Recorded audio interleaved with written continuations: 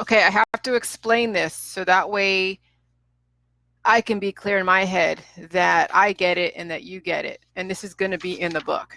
So there is a quadrant of how vaccines relate to the body, whether it's strong or weak. Okay, so that's right, I gotta do quadrant 1, quadrant 2, quadrant 3, quadrant 4. Okay, all right.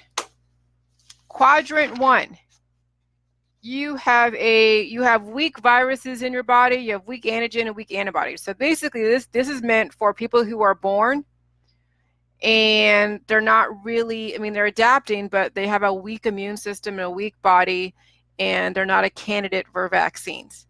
Okay, so you're not gonna be giving this weak baby any vaccines because they wouldn't be able to adapt very well. They have to build up their immunity a little bit to be able to then take that antigen.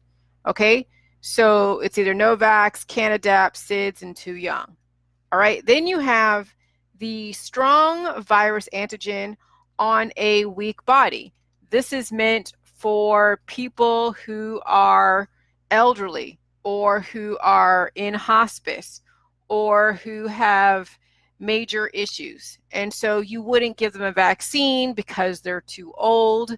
They have either cancer, disease, chronic illness, aging, and dying. They could be in hospice.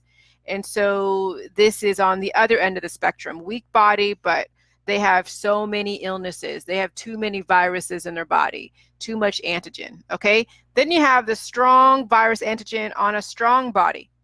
This is where you're able to adapt to any environment that you're in.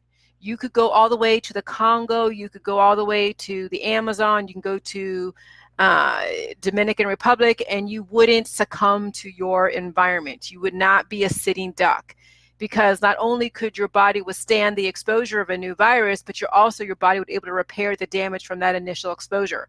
And you could also get a vaccine to help you adapt to the new environment that you're going into. Or you wouldn't get vaccinated and you just walk in there and you'd still be fine no matter what. So you could either get the illness in the environment, get the virus in the environment. It actually would enhance your body because your body would be able to release any excess programming and you would be fine. You would not see any homeostasis interruption. So quadrant 3 is you have a strong virus antibody introduction and you have a strong body. You can handle any environment you're in. Now, this is on this side of it, weak virus antigen antibody, and then on a strong body.